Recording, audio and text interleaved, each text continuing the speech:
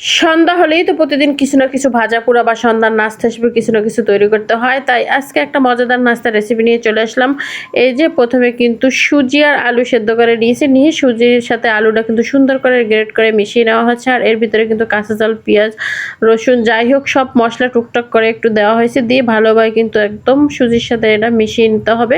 একদম পারফেক্ট একটা আটার খামি তৈরি করে নিতে হবে। তারপর কিছুটা এখান থেকে নিয়ে হাতে সুন্দর করে গোল করে একটা শেপ দিয়ে একটা বিস্কিটের ডিজাইন দিয়ে ফেলতে হবে। যে যেরকম দেন এক এক রকম দিলেই হবে। এটা গোল করে নেওয়া হয়েছে। আর কিছুটা কিন্তু এই ফাঁকে ভাজাও হয়ে গেছে অলরেডি। এই যে আর পরবর্তী দিকগুলো সব রেডি করে এই যে একটা কড়াইতে তেল দিয়ে নিছে, একদম ভাইরাল কালো কড়াই। তেল দিয়ে তারপর কিন্তু সব এক এক করে আস্তে আস্তে ভেজে নিতে হবে। আর ভাজার পর ফাইনালি এই যে সবগুলো নিয়ে চলে আসা হয়েছে। আর দেখতে কিন্তু উপরে একদম ক্রিস্পি এবং মচমচা হয়েছে, আর ভিতরটা একটু জুসি জুসি ভাব। খেতে কিন্তু অনেক মজার হয়। আপনারাও চাইলে কিন্তু সন্ধ্যার নাস্তা হিসেবে এই স্ন্যাক্সটা তৈরি করে নিতে পারতেন। চায়ের সাথে কিন্তু একদম জমে যাবে।